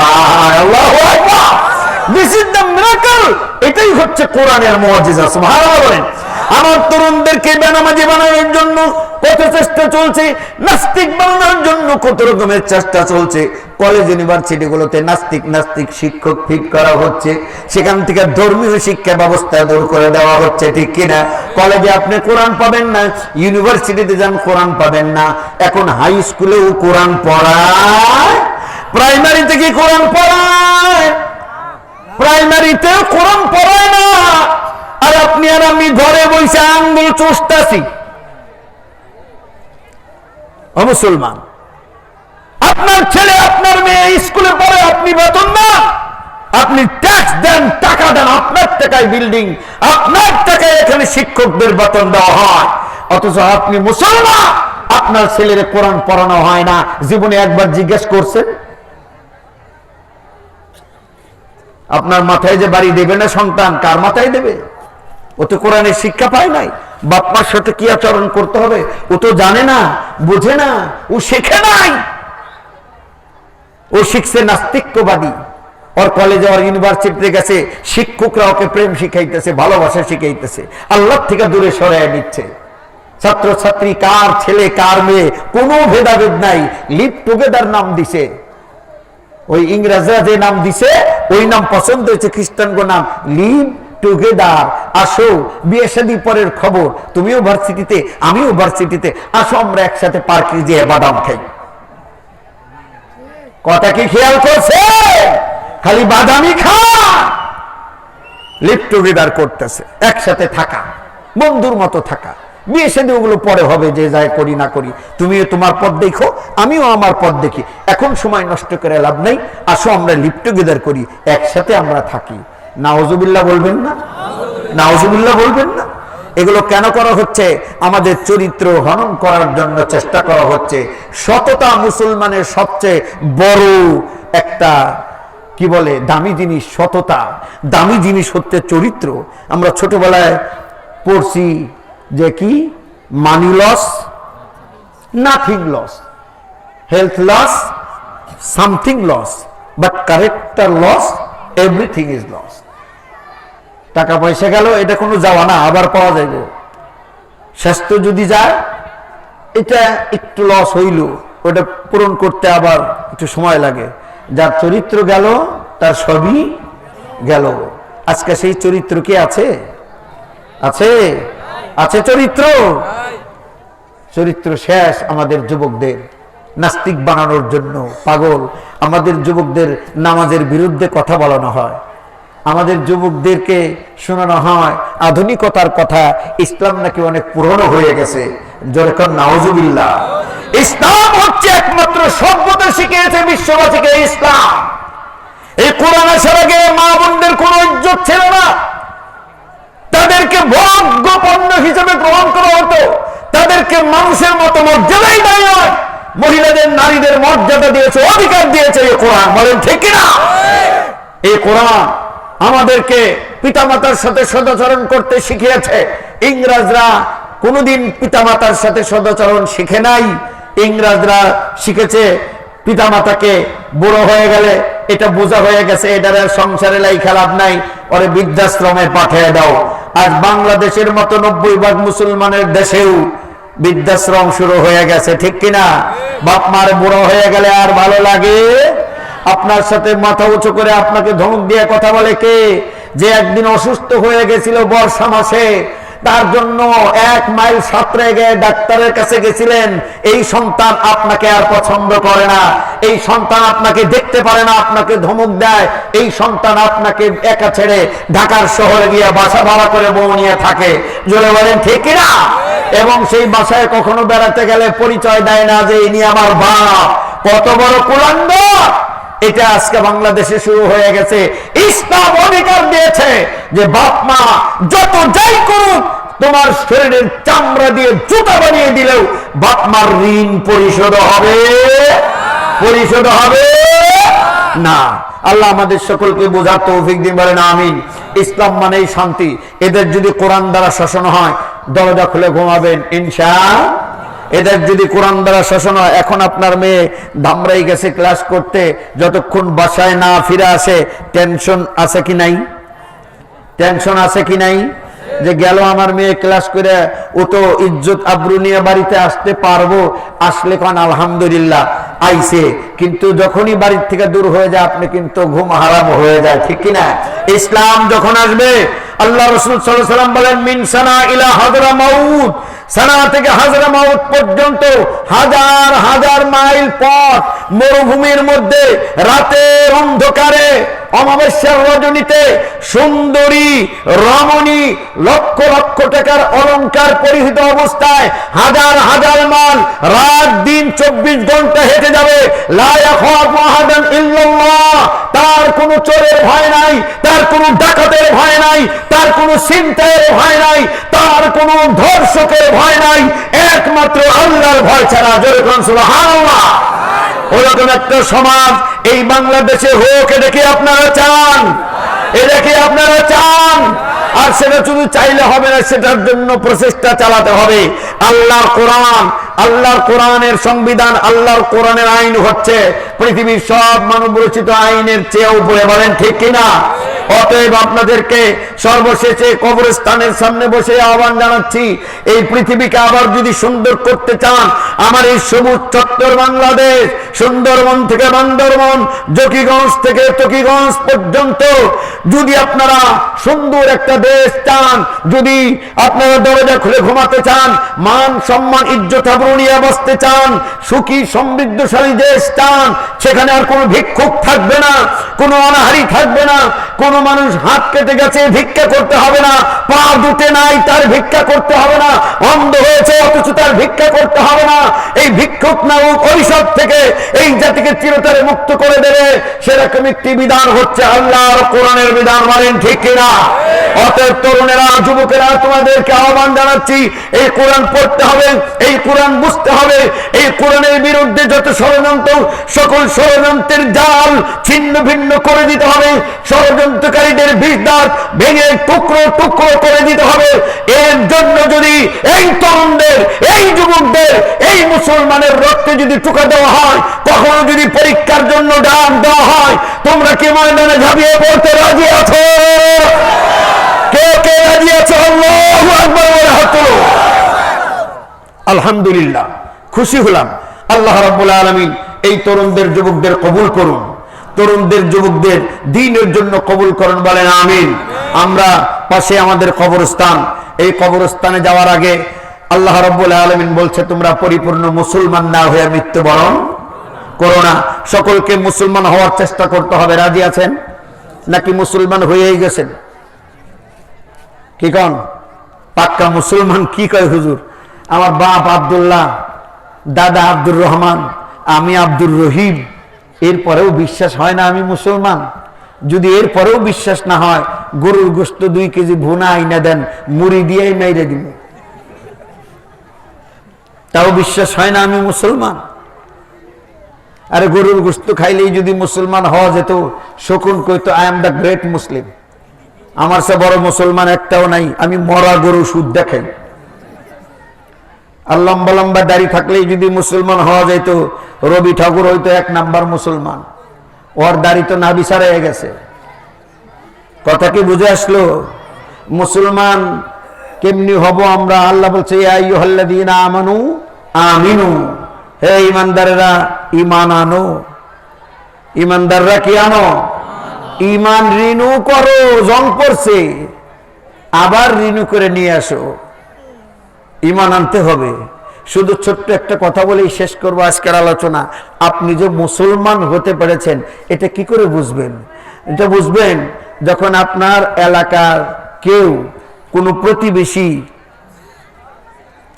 আপনাকে এনে 2 লাখ টাকা দিল, যে ভাই রাখো, 1 মাস পরে আমি নিমানি। কথা কি বোঝা গেল? এসে 2 লাখ টাকা আপনার কাছে দিয়া বললো 1 মাস পরে আমারে ফেরত দিও। গ্রামের সবাই যদি এরকম হয় যে ওই লোকের কাছে রাখলে যেমনি থুমু অমনি থাকবো, বাংটিও করবো না, কোন রকমের চেঞ্জ হবে না, পুরা নোট আর নতুন নোট জ্যাম্বা আছে অম্বাই থাকবো, 1 মাস পরে চাইলেই আবার পামু, এইরকম আস্থা যদি আপনার প্রতি থাকে তাইলে বোঝা গেল আপনি মুসলমান, খাতায় নাম আপনার আছে।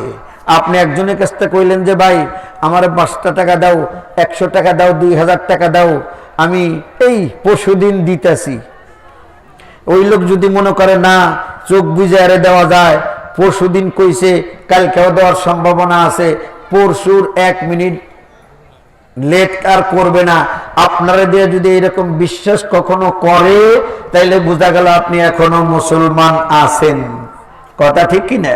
এরকম বিশ্বাস আছে তো? এরকম বিশ্বাস আছে?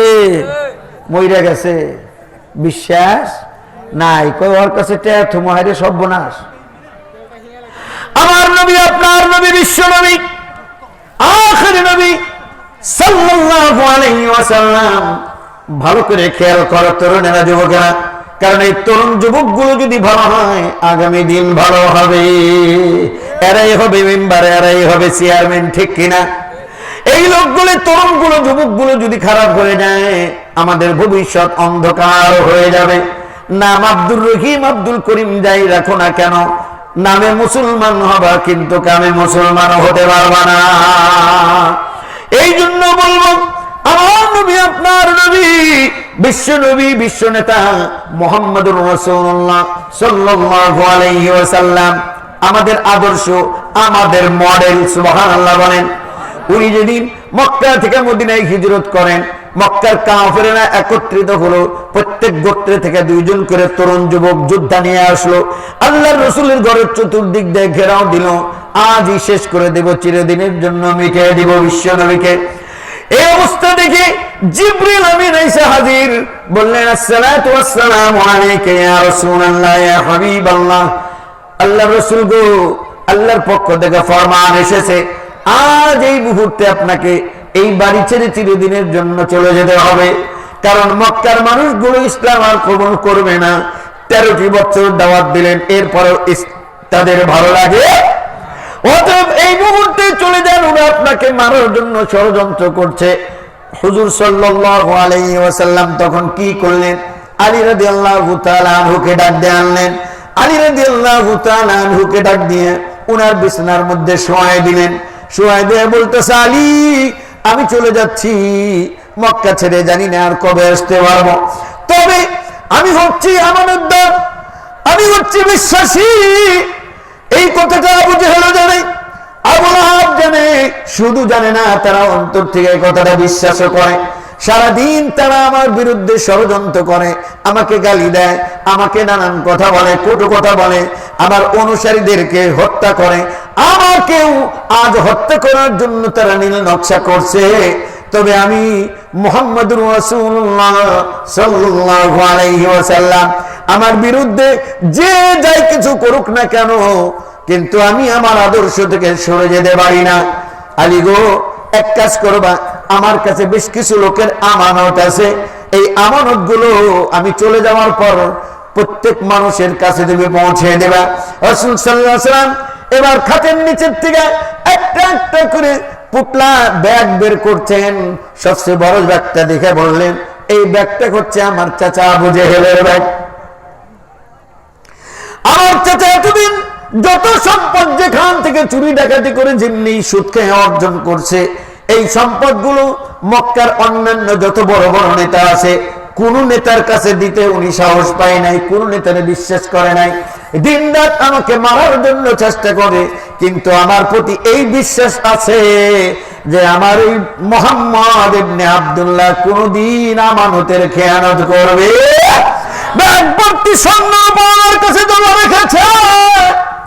আবু জেহেলের এই ব্যাগ, আবু লাহাবের এই ব্যাগ, উতবার এই ব্যাগ, মুগিরার এই ব্যাগ, এই ব্যাগগুলো তাদেরকে পৌঁছে দিয়েও চিন্তা করেছেন। আর যারা ইসলামী আন্দোলন করেন, আল্লাহর জমিনে আল্লাহর দ্বীন কায়েম করার জন্য প্রাণান্তকর প্রচেষ্টা চালিয়ে যাচ্ছেন, বিভিন্নভাবে জান দেয়া মাল দেয়া সহযোগিতা করছেন, তাদেরকে বিশেষ করে ঔদাত্য আহ্বান করব।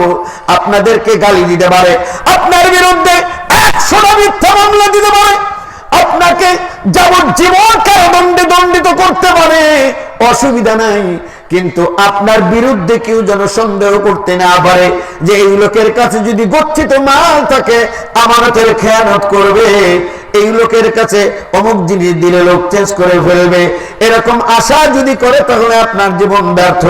আপনাকে এমন হতে হবে যে আপনার বিরুদ্ধে মামলা, আপনাকে মারবে, আপনাকে পিটাবে, আপনাকে গুলি করবে, আপনার ঠ্যাং ভাঙবে, আপনাকে জেলের মধ্যে বন্দি করবে, যাই করুক না কেন।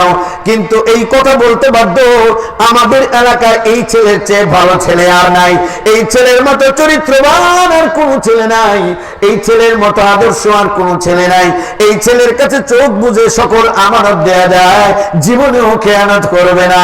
জোরে কোন সুবহানাল্লাহ। এইরকম হওয়ার চেষ্টা করা যাবে কে যাবে না? এইরকম যদি আমরা হতে পারি, নিজেদেরকে এক একটা মূর্ত প্রতীক হিসাবে প্রমাণ করতে পারি, তাহলে আজ হোক কাল হোক সেদিন বেশি দিনে নয়, এই বাংলার জমিনে কালেমার পতাকা পথ করে উড়বে ইনশাআল্লাহ। আল্লাহ আমাদের সকলকে কবুল করুন, মঞ্জুর করুন। জোরে বলেন আমিন, আর জোরে বলেন আমিন। একটু মহব্বতে কালেমা পড়েন লা ইলাহা। 11টা বাজছে না?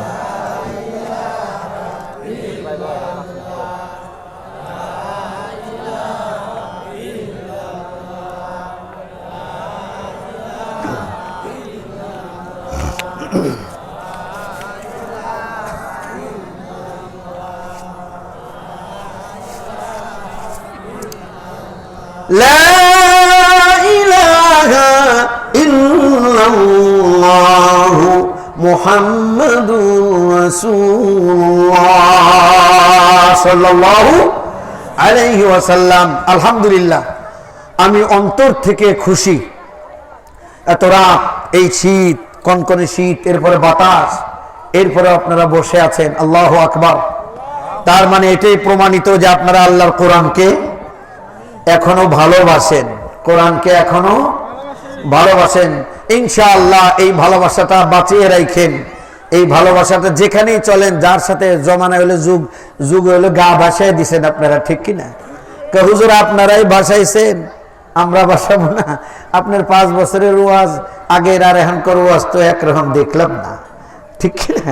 অনেকে কইতেছে হুজুর নরম হয়ে গেছে। না, আমরা নরম হম না, কি করব? যুবক পোলাবান নানাজনের সাথে তাল মিলিয়া চলি। তাল মিলাও যাই করো, ইমানদা হারায়ও না।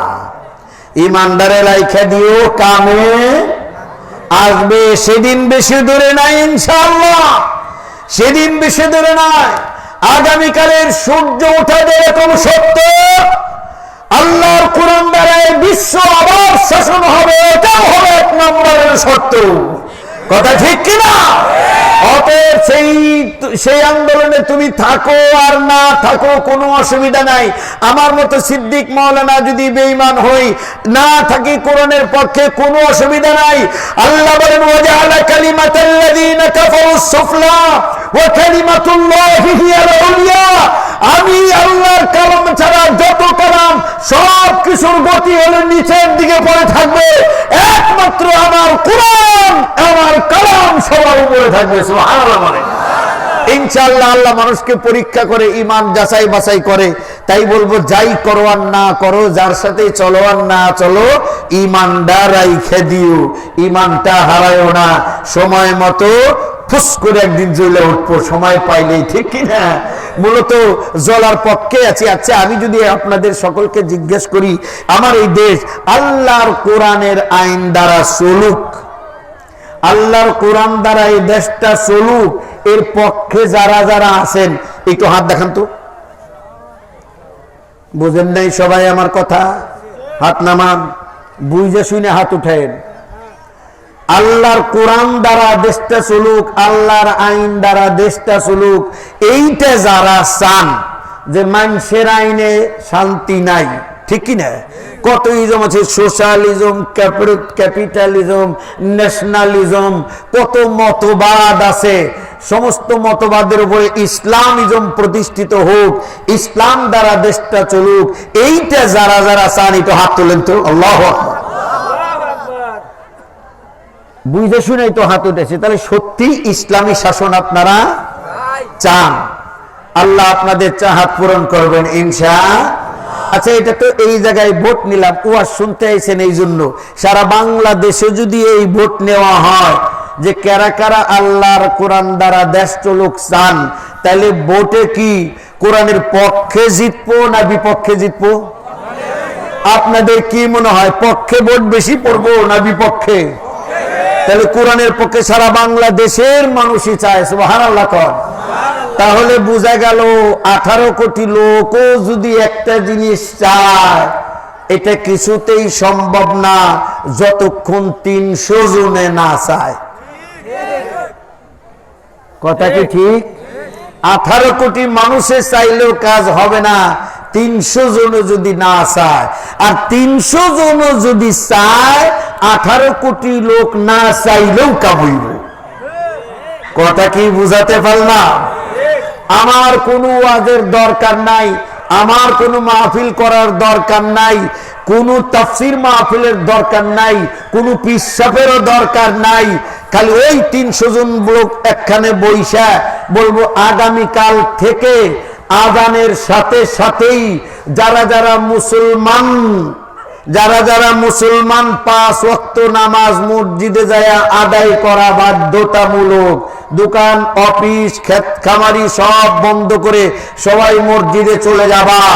এই প্রস্তাবের পক্ষে যারা যারা আছেন তারা হাত তোলেন। আমার মনে হয় হ্যাঁ জয়যুক্ত হয়েছে, হ্যাঁ জয়যুক্ত হয়েছে, হাত নামান। তাহলে এই আইনটা পাস হয়ে গেল। আগামীকাল থেকে আমি সিদ্দিক হুজুর আর যদি ওয়াজ করে কই মসজিদে যাইও না, কামইব। আইন পাস হয়ে গেছে মসজিদে যাওয়ার, আমি হুজুর ওয়াজ করলেও কামইব না। আর আইনটা যেহেতু পাস হয় নাই, আমার মতো 1 কোটি হুজুর 1 কোটি বছর ওয়াজ করলেও কাম হবে না। এই জন্য আল্লাহ রাব্বুল আলামিন যত রাসূল পাঠাইছে শহরে পাঠাইছে, আর ওই বড়ডার কাছে পাঠাইছে। মুসা আলাইহিস সালামকে পাঠাইলো কার কাছে? ফেরাউনের কাছে। আশেপাশে কত লোক বেনামাজি বেদিন। আল্লাহ কয় না, ইযহাব ইলা ফিরাউন, ফিরাউনের কাছে যাও। ওটা হলো মাথা ঠিক, সব ঠিক। আর মাথা যদি বেঠিক, নিজটা তুমি তালি দিয়ে জোড়া দিতে পারবা না। তুমি আদর করে বুঝাইয়া গ্রামের ব্যক্তিদের নামাজি বানাইছো, মসজিদে ঢুকাই দিছ, ব্যক্তি মাশাআল্লাহ নামাজি হইছে। হঠাৎ করে চেয়ারম্যান সাহেব অথবা এমপি সাহেব অথবা কেউ যদি কয় ওই কারা কারা মসজিদে যায় রে, জঙ্গি খাতায় নাম লেখছে, দেখছে কারা কারা আছে, একদিন খালি এই কথা কইব, পরের দিন দেখবে ইমাম ছাড়া আর কেউ আজান দেওয়ারও নাই, সব চলে গেছে। একদিন খালি কইছে কারা কারা যায় নাম লিস্ট কর, হুজুরের হাতে আটে কারা কারা। দেখবেন পরের দিন হুজুর একা গড়কোনা হয়ে গেছে, হুজুরের পাশে আর কেউ নাই। আর উপর যদি ঠিক হয়, নিচের থেকে কেউ কিছু করতে পারবে না। উপর যদি ঠিক না হয়, নিচের থেকে কেউ কারো কিছু করার ক্ষমতা। এই জন্য আমরা দোয়া করব, আল্লাহ আর কিছু চাই না, শুধু 5 ওয়াক্ত নামাজের আইনটা চাই। ঠিক আছে? আজকে যে এমপি সাহেব আসছিলেন, আমার সাথে দেখা হয় নাই, বা প্রতিনিধি যারা আওয়ামী লীগের আছেন, আমাদের আর কোনো চাওয়া নাই, আমরা শুধু মুসলমানরা 5 ওয়াক্ত নামাজ জামাতে চাই। কথা ঠিক কিনা? আপনারা কি একমত? একটু হাত দেখান তো, কারা কারা একমত? লিল্লাহে তাকবীর। দেখেন হাজার হাজার মানুষ, তারাও চাইতেছে যে নামাজটা আমরা, এখানে যারা হাত উঠেছে এরা কি 5 ওয়াক্ত মসজিদে পড়ে না। ওনারা জানে যে আমরা 5 ওয়াক্ত পড়ি না, কিন্তু পড়বার করলে ছাড়ি না। ঠিক কিনা? এলাকার যদি চেয়ারম্যান কয় গ্রামে, এই ইউনিয়নের এই গ্রামের ব্যক্তির মসজিদে যাওয়ান লাগবো, যাইবেন না? অবশ্যই যাইবেন। আর যদি সাথে দিয়ে একটা ডান্ডা থাকে ঠান্ডা করার মতো, আবার যাইবো আবার না, দৌড়ে মসজিদে সবাই ঢুকে দেবো। সুবহানাল্লাহ। মসজিদে গেলেই আল্লাহ বলে ইন্নাস সালাতা তানহা আনিল ফাহশাই ওয়াল মুনকার, একটা মাত্র বড়ি আছে নামাজ, এইটা পর দুনিয়ার সব কুকর্ম দূর হয়ে যাবে। সুবহানাল্লাহ। অন্তত যতক্ষণ মসজিদে থাকবি ততক্ষণ তো করোনা মুক্ত থাকবি, কারণ অজু কইরা কুলি কইরা নাকে পানি দিয়ে তারপরে ঢোকে। সুবহানাল্লাহ।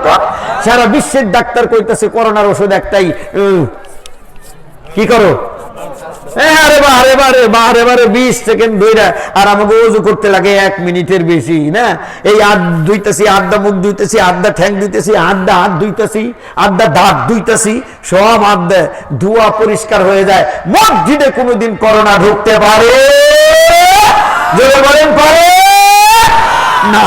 এইভাবে করোনা মুক্ত হওয়ার জন্য সব মানুষের নামাজি বানায় দাও, কিন্তু আমরা না বুঝার কারণে কই মসজিদে 10 জনের বেশি যাইস না। উল্টে হলো কিনা? হাজার মানুষ গুতাগুতি করতেছে, করোনা ঘরে যায় না। করোনা বলে হুজুরের পাশাপাশি মসজিদে যায়। তার মানে কি? সুকৌশলে নামাজ থেকে দূরে সরানো। ওদিকে আর যাবো না, পরে আবার কবে হুজুর রাজনীতি শুরু করে দিছে, কারণ এমনি দিনকাল ভালো না। কথা ঠিক কিনা? আল্লাহ আমাদের সকলকে বোঝার তৌফিক দিন, বলেন আমিন। আর হুজুরে বলেন আমিন। সবাই আত্মীয়তার শুরুতে বসেন, দাঁড়ানো ভাইরা বসে পড়েন। 1 বছরে একটা দোয়া আগামী বছর পাবো কিনা? গত বছর অনেকে দোয়া করছিল, এবার তারা নাই, এই কবরে চলে গেছে। আগামী বছর হয়তো চলে যাব, আমরা দোয়া করব। আমরা দরুদ শরীফ পড়ি, আল্লাহুম্মা সাল্লি আলা মুহাম্মদ